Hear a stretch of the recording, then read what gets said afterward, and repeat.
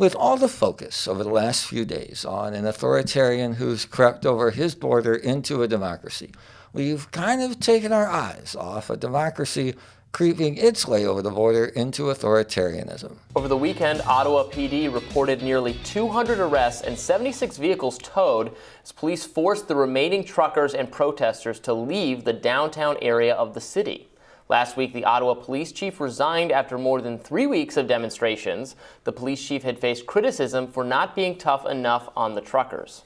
Over the weekend, the new police chief flexed his muscles and deployed pepper spray and stun grenades on the protesters.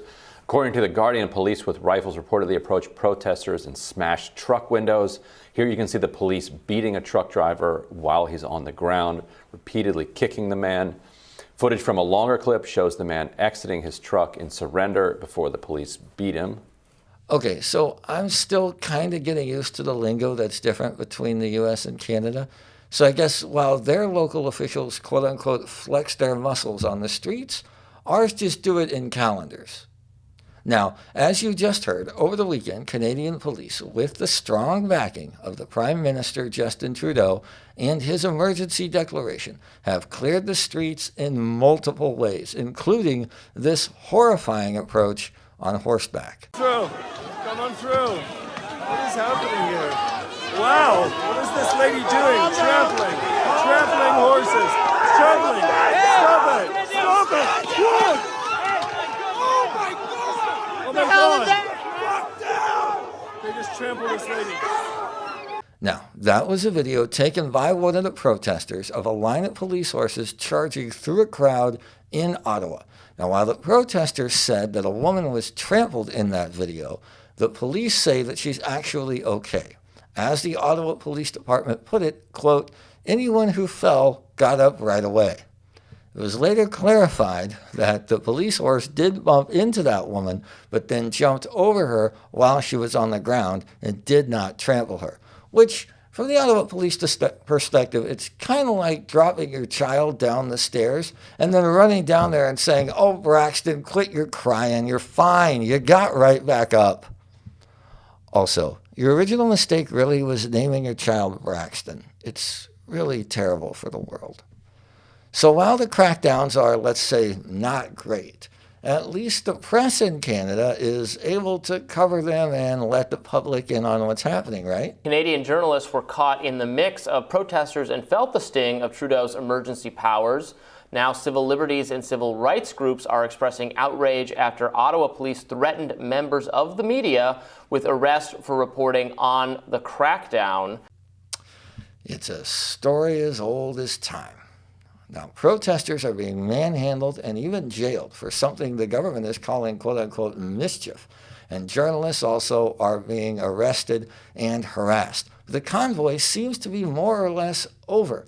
So why doesn't Parliament just get right back in there and end this emergency? Crackdown comes after Prime Minister Justin Trudeau activated emergency powers in an effort to end the protests last week. Canada's Parliament was supposed to debate the powers Friday, but due to police closing in on the protesters, MPs were told the debate would be put on hold to avoid the area. The vote is expected to take place today. What? They delayed the vote because they couldn't get through the streets of Ottawa to get to the capital because they were clogged up with police and protesters. But the emergency is the reason for that. If your house has a rat problem and you try to take care of the rats by unleashing a bunch of snakes into the house, you don't then get to complain to all your friends that you can't go inside your house because there are snakes everywhere. Yeah, no shit, Linda, you put them there.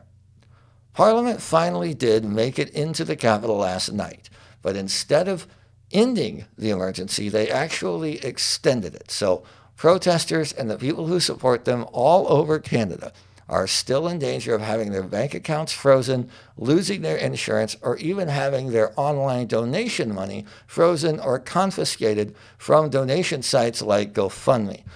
So, how long exactly are we going to have to do this? There's some video cameras that the police are using and some news outlets are reporting that you're gathering intelligence with those cameras. Can you elaborate, like, if the protesters at this point, retreat and go home, are they going to be getting sort of repercussions down the road? Or are you going to be sort of actively pursuing the people that you've been sort of documenting and filming who are still out there protesting? What are your plans after this, after the protest is over? Thank you. It's a great question. And the simple answer is yes.